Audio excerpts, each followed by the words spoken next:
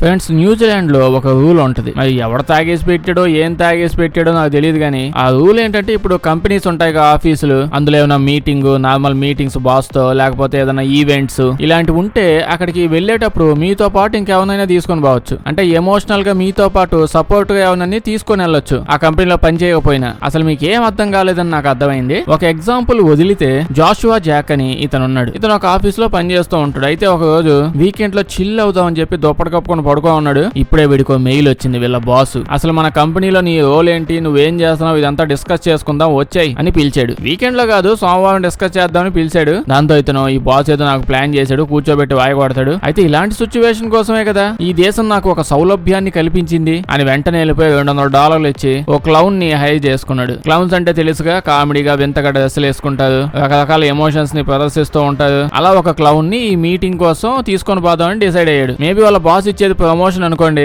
హ్యాపీగా ఆఫీస్ మొత్తం ఆ క్లౌన్ సెలబ్రేట్ చేస్తాడు. లేదా ఉద్యోగం నుంచి ఓడబీకేసావు అనుకోండి, మనోడు మూడు మార్చడానికి కొంచెం నవ్వించడానికి క్లౌన్ ఎలాగో పక్కనే ఉంటది. చాలా సౌలభ్యాలు ఉన్నాయండి. మనోడు ఇంకా మీటింగ్ కి వెళ్ళాడు, ఆఫీస్ మేనేజర్ కూర్చొని ఉన్నాడు, ఎక్స్పెక్ట్ చేసినట్టే వాయగొడుతూ ఉన్నాడు. కొంచెం స్పెషల్ గా మాట్లాడాలి, నువ్వేం పని చేస్తున్నావో తెలుసుకోవాలంటే నీ జీతం పెంచుతా అని ఇవి చెప్పడానికి అయితే పిలవలేదు కదా, నువ్వు పని చేయట్లేదు, సరిగ్గా చేయట్లేదు, ఇలా చెప్తూ తిడుతూ ఉన్నాడు. ఇలా సీరియస్ మీటింగ్ అవుతూ ఉంటే ఆ క్లౌన్ పక్కనే, అలా బాస్ పక్కనే, ఆ మేనేజర్ పక్కనే కూర్చో ఉన్నాడు. ఆ దేశం ఇచ్చిన ఒక సహకారపు సౌలభ్యం అది. నువ్వు బయటికి వెళ్ళిపో అది ఇది అని చెప్పి అనడానికి లేదు. మేనేజర్ ఏమో చాలా సీరియస్ గా కింద నుంచి పై దాకా అది ఇది అని అంటూ ఉంటే, క్లౌన్ ఏమో బలూన్ పట్టుకుని ఆడుకుంటూ ఉంటాడు, దాన్ని గీకుతూ సౌండ్లు చేస్తుంటాడు. ఇతనేమో పేపర్స్ చూపించి నువ్వు ఆ పని చేయలేదు, ఈ పని చేయలేదు అంటే ఇతనేం ఫీల్ అవ్వట్లేదు, కానీ క్లౌన్ మాత్రం ఏదో ఫీల్ అవుతూ ఏడుస్తున్నట్టు యాక్టింగ్ చేస్తాడు. ఆఫీస్ మీటింగ్ అయిపోయిన తర్వాత బయటకు వచ్చాక ఆ జాక్ అతను అందరికీ చెప్పాడు, మీకు మీటింగ్స్ ఉన్నప్పుడు ఖచ్చితంగా ఇలాంటి ఒక క్లౌన్స్ ని తీసుకొని వెళ్ళండి, జీవితంలో ఇది ఒక బెస్ట్ ఆప్షన్ అని చెప్పి అన్నాడు. అంటే ఇప్పుడు ఉద్యోగం నుంచి తీసేసామనుకోండి, అది నార్మల్ విషయం. ఎలాగో క్లౌన్ ఎత్తకపోవడం వల్ల నాకు ఏ బాధ లేదు, ఇప్పుడు కూడా హ్యాపీగా ఫీల్ అవుతున్నా అని చెప్పి అన్నాడు అతను. మరి నిజంగానే యూజ్ చేసుకోవచ్చు కదా అంటే, ఇలా తీసుకొని పోతే అట్నే ఉద్యోగాలను తీసేస్తారు. యూజ్ అయితే చేసుకోవచ్చు. ఫ్రెండ్స్, నాకు ఎప్పుడు ఓ కోరిక ఉండేదండి, ఇప్పటికే ఉంది. భూమి మీద మనం అందరం సుఖ సంతోషాలతో జనాలంతా ఆనందంగా బతుకుతున్నప్పుడు సడన్ గా ఎక్కడెక్కడి నుంచో ఏలియన్స్ అన్ని దడేలని వచ్చేసి భూమి మొత్తం ఆక్రమించబడేసి భూమిని నాశనం చేసేస్తే మీకు డౌట్ రావచ్చు, మన పక్కింటోళ్ళే అంతగా హెల్ప్ చేయవు మనకి, నువ్వు పక్క గ్రహం వాళ్ళని ఇంతలా నమ్ముకుంటావేంది, ఇట్టయితే కష్టం అంటే ఓకే, అట్లీస్ట్ చైనా వాళ్ళ మీద నమ్మకంతో అయినా వాళ్ళు ఎప్పుడో ఒక రోజు ఏదో ఒక జాంబీ వైరస్ రిలీజ్ చేసి ప్రపంచం అంతా జాంబీస్ తో అటాక్ అయిపోయి మనుషులంతా జాంబీలు అయిపోతూ ఇలా ఏదో ఒక రోజు అయ్యి లాస్ట్ కి భూమి అంతం అయిపోద్ది అని చెప్పి అనుకునేవాడిని. కానీ చూస్తుంటే ఈ ఆశ కూడా పోయేలాగే ఉంది. ఎందుకంటే అక్కడ దాకా తీసుకొని వెళ్లే అంత టైం మనుషులు ఇవ్వట్లేదు, అంటే ఈ భూమి నాశనానికి. ఎందుకంటే ఒరిజినల్ గా ప్రపంచంలో ఉన్న స్టాటిస్టిక్స్ ఏం చెప్తున్నాయంటే, ఏలియన్లు జాంబీలు తొక్కంత అవసరంలా మనం అంతటా మనమే ఏం చేయకుండానే ఈ భూమి మీద అంతరించిపోతామంట. ఇంకొన్ని రోజులు అంతరించిపోతున్నామంట. ఏమైందా, జలుబు చేసిందా ఏంది, ఎందుకంటే మాట్లాడుకుంటున్నావు అని అనుకుంటున్నారు కదా. కొన్ని స్టాటిస్టిక్స్ ఉన్నాయి. అదేంటంటే ఎగ్జాంపుల్ కి సౌత్ కొరియాని తీసుకుంటే, ఈ సౌత్ కొరియాలో రాబోయే ఒక 100 సంవత్సరాల్లో మొత్తం వాళ్ళ జనాభా అంతా మాయమైపోయే ఛాన్స్ ఉంది. అంటే వాళ్ళ fertility rate 0.7 children per women కి పడిపోయిందంట. ప్రపంచంలోనే అన్నిటికంటే తక్కువ ఇది. తెలుగులో మాట్లాడాలంటే ఏం లేదండి, ఇప్పుడు జనాభా బీభత్సంగా తగ్గిపోతున్నారు, పిల్లలకనే ఆ రేషియో బాగా పడిపోయింది. మామూలుగా ఒక దేశంలో జనాభా యాజ్ ఇట్ ఈజ్ గా ఇప్పుడు ఎంత ఉందో అప్పుడు అంత మెయింటైన్ చేయాలంటే ఆ దేశంలో ఉమెన్స్ యొక్క ఫెర్టిలిటీ రేటు పర్ ఉమెన్ కి మినిమం 2.1 ఉండాలి. అంతుంటే అప్పుడు ఎంత ఉన్నారో అంత జనాభా అట్లీస్ట్ అలా మెయింటైన్ అవుతూ ఉంటది. అక్కడేమో 0.7 ఉంది. అంటే రాబోయే ఇంకో 40-50 సంవత్సరాల్లో సౌత్ కొరియాలో సగం మంది జనాభా పడిపోతుంది. అంటే ఇప్పుడు ఉన్న కౌంట్ లో సగం మందే ఉంటది. ఇంకా 100 సంవత్సరాల్లో మొత్తం మాయమైపోతుంది. ఏమైందిరా, కప్పల పాములు ఎక్కువ తింటున్నామంటే అందుకు కాదండి, తెలిసిందే కదా, లైఫ్ స్టైల్. ఎవరికి పెళ్లిళ్ళు ఇష్టం లేదు, ఓకే. అప్పటికి ఆత్మ ఎక్కువైపోయి పెళ్లి చేసుకున్నాం అనుకోండి, పిల్లలు అస్సలు ఇష్టం లేదంట. మంచిగా సంపాదించామా, ఎంజాయ్ చేసామా, ఎగిరామా, పోయామా, అంతే. ఆ మూడ్ లో మంచి ఉత్సాహంలో ఎంజాయ్ చేస్తూ ఎగురుతున్నారు. జపాన్ కూడా ఇంకా అదే స్టేజ్ లో ఉందిలేండి. ఇంకా ఈ పెళ్లి పిల్లలంటే లివింగ్ కాస్ట్ ఎట్ట పెరిగిపోయింది అందరికీ తెలిసిందే. సో ఇప్పుడు ఆల్మోస్ట్ ప్రపంచంలో కూడా జనాలందరూ ఎంత సంపాదించామో అదంతా ఖర్చు పెట్టి చచ్చిపోతే దరిద్రం ఎదులిపోయింది, ఎందుకు ఈ జనాభా ఇదంతా అని ఫీలింగ్ లో బాగా మునిగిపోయారు. ఇక్కడ ఇంకో మ్యాటర్ ఏంటంటే, సౌత్ కొరియా టాప్ లో ఉందని చెప్పా, కానీ మిగతా దేశాలు కూడా అదే లిస్ట్ లోనే ఉన్నాయి. ఏం చెప్పాలంటే ఇండియా కూడా ఆ లిస్ట్ లోకి నెమ్మదిగా జాయిన్ అవుతుందంట. అసలు ఏం మాట్లాడుతున్నావా, ఇండియా జనాభాకి ప్రస్తుతం ప్రపంచంలో ఉన్న జనాలందరూ ఇది ఫాలో అయ్యి మాయమైపోయినా లాస్ట్ ఇండియన్సే మిగులుతుంది. అంత జనాభా ఉంది అని అనుకోవచ్చు. నిజమే, నేను ఒప్పుకుంటాను. నేను చెప్తుందంటే ఇండియన్స్ ఇకపై ఈ పాత్ని బాగా ఫాలో అవ్వుకుంటూ వస్తున్నది. అదే ఇందాక అన్నాను కదా 2.1 ఫెర్టిలిటీ రేట్ ఉండాలని. ఇండియాలో కూడా ఈ రేటు తగ్గిపోతూ ఉంది. చాలా స్టేట్స్ లో ఇది 1.4 కి పడిపోయిందంట. అన్ని స్టేట్స్ ఇదే పాతలో పోతున్నాయి. కేరళ వల్ల అయితే అందరికంటే టాప్ లో ఉన్నది. ఇంకొన్ని ఒక 10-15 సంవత్సరాల్లో కేరళలో యంగ్స్టర్స్ కంటే ముసలోళ్ళ కౌంట్ ఎక్కువ ఉంటదంట. ఎందుకంటే వాళ్ళు బాగా హెవీగా ఉన్నది. ఈ సిచ్యువేషన్ ఎందుకు వస్తుందంటే బాగా జనాలు బాగా స్ట్రెస్ ఎక్కువ అయిపోతుందండి. ప్రతి ఒక్కరికి ఎందుకో తెలియట్లేదు. ఏముంది చదువు ఉద్యోగం పెళ్లి ఏవత్సమైన గోడ వెనకాల నడుస్తూనే ఉంది. ఇంకొక టైం వచ్చేసరికి ప్రతి ఒక్కరు మడిచిపెట్టుకోండి ఎక్కడైనా. ఇవన్నీ మా వల్ల కాదని చెప్పి ఇంకొక పాత్రలోకి వెళ్తున్నారు. మీరేమంటారు అసలు దీని గురించి? ఒపీనియన్ ఏమైనా ఉందా? ఎవరి ఒపీనియన్ వాళ్ళది, ఎవరిని తప్పుపడడానికి లేదు.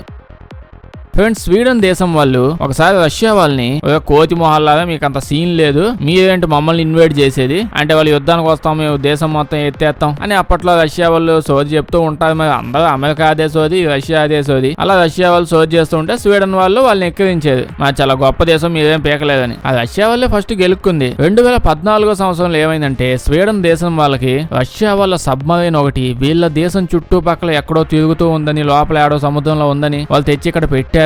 అది ఎప్పుడైనా పైకి లేచి గొద్దొచ్చని ఏదో ఇన్ఫర్మేషన్ వచ్చింది. ఇంకా దాని తర్వాత స్వీడన్ దేశం వాళ్ళు చూసుకోండి ఒక పెద్ద సెర్చింగ్ టీమ్ ని లాంచ్ చేసేసారు. సెర్చింగ్ టీమ్ అంటే మొత్తం మిలిటరీ వాళ్ళని దింపేశారు. ఈ టైంలో వెనక నుంచి స్వీడన్ దేశం మీదకి ఎవరిని యుద్ధానికి వస్తే ఏం చేయలేకపోయేవాళ్ళు. అంటే ఇలా మిలిటరీ మొత్తం సముద్రంలోనే దిగుతుంది. రష్యా వాళ్ళ సబ్మరీన్ ఏడుందా ఏడ పంపించారా అని కొన్ని వందల కోట్ల రూపాయలని 4 రోజుల్లోనే ఉఫ్ఫను ఊజు వదిలేశారు. అసలు ఏ మూల ఉంది, ఉందా లేదా అని ఎతకడానికి. ఇంకొంచెం బాగా ఖర్చు పెట్టి 1 వీక్ ఎతికాక వాళ్ళకి చిన్న ఇనప మొక్క కూడా దొరకల. వాళ్ళు పంపించేదో లేదు తెలియదు కానీ వీళ్ళైతే 4 మాటలు అనేసరిగా టెన్షన్ లో ఎదుగుతూ ఉండిపోయారు. దానివల్ల ఆ దేశంలో జనాలు మిగతా అపోజిషన్ వాళ్ళు బండ బూతులు తిట్టారు. ఏం పనులు అయ్యే, డబ్బులు అనుకుంటున్నారు, కాగితం మొక్కలు అనుకుంటున్నారు, అట్టెందుకు ఖర్చు పెడుతున్నారు అని చెప్పి. ఇంకా స్వీడన్ దేశం వాళ్ళు అబ్బాయి ఇది ఏం బాలేదు, ఇదంతా డబ్బులు ఎక్కువ ఖర్చు అవ్వాలంలా ఉంది, మనం ఇంకేదన్నా ఆలోచిద్దామని ఒక డిఫెన్స్ సిస్టమ్ ని ప్లాన్ చేసుకున్నది. మామూలు ప్లాన్ కాదు అసలు. ఆ డిఫెన్స్ ప్లాన్ సింగింగ్ సైలర్ అని చెప్పి లాంచ్ చేశారు. ఈ డిఫెన్స్ సిస్టమ్ లో ఏమైందంటే రష్యా ఆ టైంలో ఇప్పుడు కూడా ఏమో తెలియదు, గేస్ ఉంటారు కదా నార్మల్ గేస్, ఈ గే యొక్క ప్రాపగెండా మొత్తాన్ని క్యాన్సిల్ చేసేసారు. అంటే బాగా ఖండించారు. గే అనే అసలు మ్యాటర్ ఇలాంటిది ఏమి ఉండదు, ఈ దేశంలో ఎవడన్నా ఇలాంటి పనులు చేస్తే, ఇలాంటి బిహేవియర్ చేస్తే వాళ్ళని అరెస్ట్ చేసి జైల్లో పడేస్తామని చెప్పి చాలా హెవీగా రష్యాలో అప్పటికి గట్టిగా నడిచింది లేండి. మళ్ళీ ఇంత పెద్ద డెవలప్డ్ కంట్రీ. అయితే స్వీడన్ వాళ్ళు డిఫెన్స్ కి ఒకటి పెట్టామన్నాం కదా, అదేంటంటే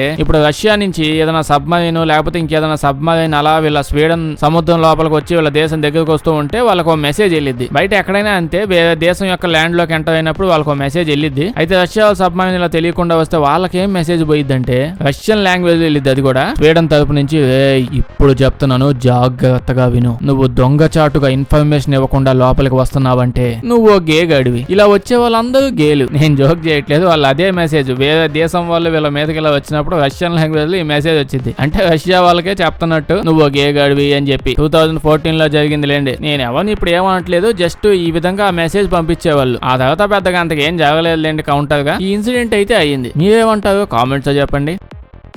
ఫ్రెండ్స్, ఇప్పుడు నేను మార్గెట్ అనే ఒక ఆవిడ గురించి మాట్లాడబోతున్నాను. దీనికంటే ముందు తేనెటీగల గురించి చెప్పాలి. తేనె దాని ఉత్పత్తి ఇది కాదు. ఇప్పుడు తేనెటీగ వచ్చి కుట్టింది అనుకోండి, కుట్టడం అంటే అది నోటితో కొరగదు కదా, వెనకాలేదో ఉంటది, దాంతో కొమ్ములాగా ఉంటది, దాంతో పొడిచిద్ది. అది పొడితే బియ్యబత్సమైన నొప్పి వచ్చింది. ఆల్మోస్ట్ 2 గంటల దాకా నొప్పి అలాగే ఉంటది. కొంతమందికి కొంచెం తక్కువ సేపు. అది పొడిచినప్పుడు ఆ దద్దు అయితే 1-2 డేస్ దాకా కూడా ఉండొచ్చు. ఇందాక చెప్పాను కదా మార్గరెట్ ఆంటీ ఉంది కదా, ఈ ఆంటీ డైలీ ఓ పని చేసిద్ది. ఏం లేదు, అలా ఓ తేనెటీగ పట్టుకుంటది, తన చేయి మీద పెట్టుకుంటుంది, అది టపక్కన కొడుతుంది అంతే. అంటే ఇంట్లో లోపలికి వెళ్ళిపోద్ది. గంటకి మళ్ళీ వస్తుంది, మళ్ళీ కొత్త తేనెటీగ తీసుకుని పొడిపించుకుంటది, మళ్ళీ వెళ్ళిపోద్ది, మళ్ళీ వస్తుంది, మళ్ళీ వెళ్ళిపోతుంది. ఏం సైకోగాళ్ళు ఉన్నారు ఈ ప్రపంచంలో, ఏమైంది ఎందుకు అని అంటే ఈవిడైతే సైకో అనే చెప్పాలి. మెయిన్ మ్యాటర్ ఏంటంటే ఆర్థరైటిస్ తెలుసు కదా, అదే చెప్పలు అరిగిపోతూ ఉంటాయి, మోకాలు చెప్పలు. బేసిక్ గా బాడీలో చాలా బోన్స్ ఉంటాయి, జాయింట్స్ దగ్గర అరిగిపోతూ ఉంటాయి, మోకాలు చెప్పలు ఒకటే కాదు. అయితే చాలా సైంటిఫిక్ స్టడీస్ ప్రూవ్ చేసి ఏం చెప్పాయంటే ఇప్పుడు తేనెటీగ వచ్చి కుట్టి పొడిచింది అనుకోండి, ఈ జాయింట్స్ దగ్గర ఎక్కడ పాడైపోయిందో అక్కడ పొడిపించుకుంటే ఈ మోకాలు నొప్పులు ఇవన్నీ ఉంటాయి కదా,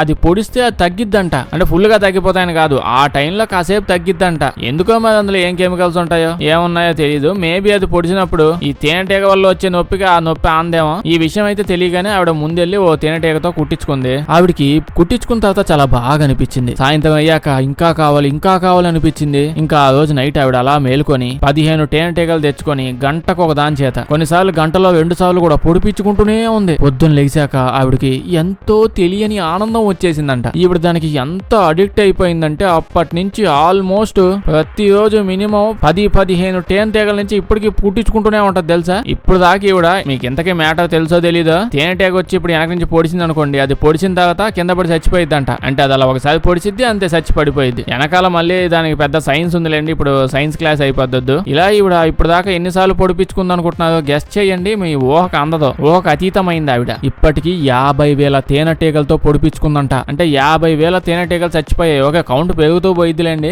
ఒక్కగా నువ్వేదో నోటుకొచ్చి చెప్తున్నావు అని అనుకోవద్దు. ఇంటర్నెట్ లో పోయి సెర్చ్ చేయండి, దండిగా ఉన్నాయి. లైన్ లో వీడియోలతో పాటు చెక్ చేసుకోవచ్చు. ఎవడో డాక్యుమెంట్ కూడా తీసినట్టున్నాడు. 50,000 తేనెటీగలు అసలు ఇప్పటికి యాడ్ నుంచి వచ్చాయి ఆవిడకంటే. ఆవిడ తేనెటీగలకి ఎప్పటికప్పుడు ఫ్రెష్ కావాలి కదా, దానికోసం మషిన్ తయారు చేసి పెట్టుకుందంట. అందులో తేనెటీగలన్నింటినీ పడేసిద్ది. బటన్ నొక్కినప్పుడల్లా ఓ తేనెటీగ వస్తుంది, తీసుకొని కుట్టించుకొని కింద ఎలాగ ఇంకా చచ్చిపోయేది డస్ట్బిన్ లో పడేస్తుంది. అసలు ఈవిడ తేనెటీగల ఈ ఫ్యాంటసీకి స్పాన్సర్షిప్ ఎవడ చేస్తుంది ఫస్ట్. ఏం సైకోగాలు దిగుతున్నారు బయట.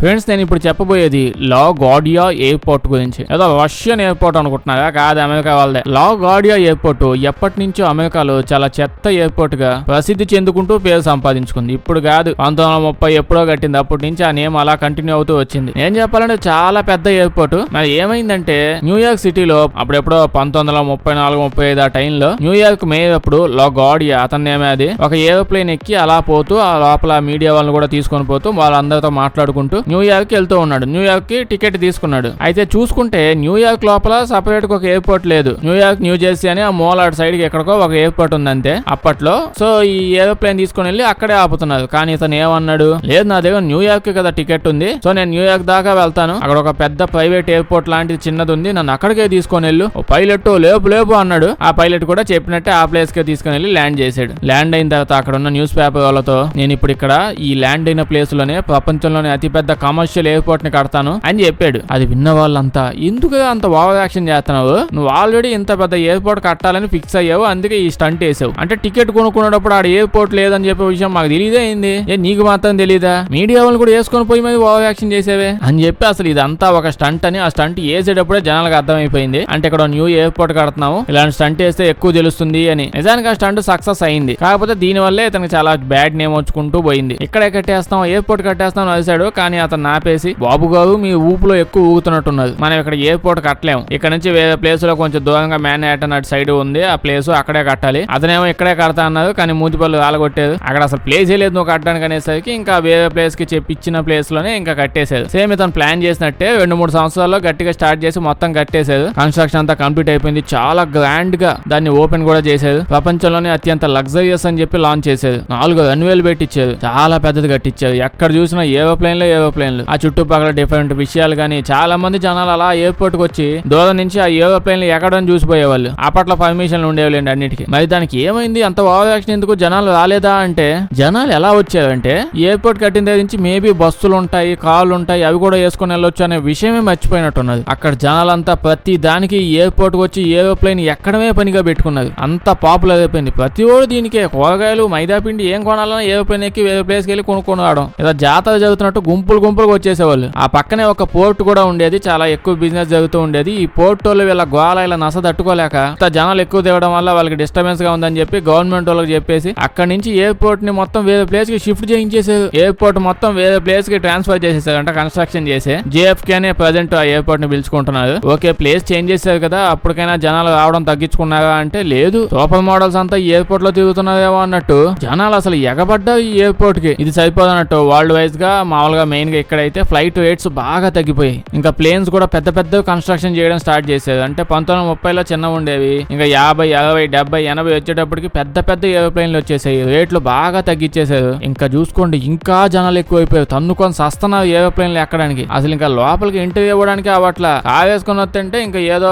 ఊరు అవతల పెట్టాలి కాదు, దీనికోసమే ఎంట్రీ గేట్ కోసం పెద్ద టర్మినల్ ఒకటి పెద్దది మంచిది కన్స్ట్రక్ట్ చేశారు. అది కట్టిన రోజు నుంచే ఫుల్ ఇరుగు అయిపోయిందంట. ఆ లోపలికి వెళ్ళడానికి కూడా అవట్లా, అంత అంతమంది కొట్టుకొని చచ్చిపోతున్నారు, వచ్చేస్తున్నారు. చిన్నది అయిపోయింది కట్టినప్పుడే. కట్టిన వెంటనే కొట్టేసి మళ్ళీ ఇంకా పెద్ద చేయాల్సి వచ్చింది. ఇంకొన్ని రోజులకి కొన్ని సంవత్సరాలకి ఏమైందంటే మళ్ళీ రేట్లు తగ్గిపోయి ఇంక ఈ జనాలు తట్టుకోలేవని చెప్పి వాళ్ళకి అర్థమైపోయి లిమిట్ ని తగ్గించేసేది. అంటే ఇక్కడ నుంచి కేవలం ఇన్ని కిలోమీటర్లు వెళ్లే అంత దూరం ఉన్నోళ్లే రావాలి. అంటే ఒక 1000 కిలోమీటర్లు 2000 కిలోమీటర్లు ఈ లోపల మాత్రమే నడుస్తాయి ఈ ప్లేన్స్ అన్ని. ఎందుకంటే ఎక్కువ దూరం వెళ్లే వాళ్ళు అయితే వేరే ఎయిర్పోర్ట్ కి వెళ్ళండి, మేము అసలు తీసుకుపోము, మీరు రామాకండి అని చెప్పి ఆపేసేది. దీని తర్వాత ఏమైంది, అప్పటికీ తగ్గలేదు. జస్ట్ ఒక స్టేట్ నుంచి ఇంకో స్టేట్ కి వెళ్ళడానికి కూడా ఏరోప్లేన్లే వాడుకుంటారు వీళ్ళు. సంవత్సరాలు గడుస్తూ పోయాయి. ఆ ఎయిర్పోర్ట్ చుట్టూ బిల్డింగ్లు కట్టడం కూల్చేయడం అంటే కడుతున్నారు, చిన్నవి అయిపోతున్నాయి, కూల్చేసి మళ్ళీ పెద్దది చేయడం. ఇంకొన్ని సంవత్సరాలు అయ్యాక ఇలా కూల్చుకుంటా పోతే అవదని ఒకదాని మీద ఒకటి ఫ్లోర్ ఎంత ఎత్తు వస్తే అంత ఎత్తు కట్టుకుంటా పోండి, ఒకదాని మీద ఒకటి హైట్ గా చేసుకుంటూ పోయేది. ప్రస్తుతానికైతే చుట్టుపక్కల ల్యాండ్ అంతా ఎయిర్పోర్ట్ లోకి వచ్చే వాళ్ళు ఉండడానికి కట్టిపడేసేది. ఇప్పటికి ఇన్ని సంవత్సరాల తర్వాత అంతా సైలెంట్ అయింది. అంటే బాగా ఎక్స్పాండ్ చేసి పెట్టుకున్నారు. అలాగని ఇప్పుడు కూడా రూల్ అయితే చేంజ్ చేయలేదు. అంటే 2000 కిలోమీటర్ లోపలికి వెళ్లే ప్లేన్స్ ఎక్కువ దిగుతాయని దాన్ని అయితే చేంజ్ చేయలేదు. ప్రజెంట్ కూడా అట్నే ఏడిసింది. ఇప్పుడు అది చేంజ్ చేస్తే మళ్ళీ మొదటి వస్తామేమో అని చెప్పి చేంజ్ చేసినట్లేదు. నచ్చుంటే లైక్ చేయడం మర్చిపోకండి. ఇలాంటి వీడియోస్ ఇంకా ఉంటే మా ఛానల్ చెక్ చేసి చూడండి, అలాగే సబ్స్క్రైబ్ చేసేయండి.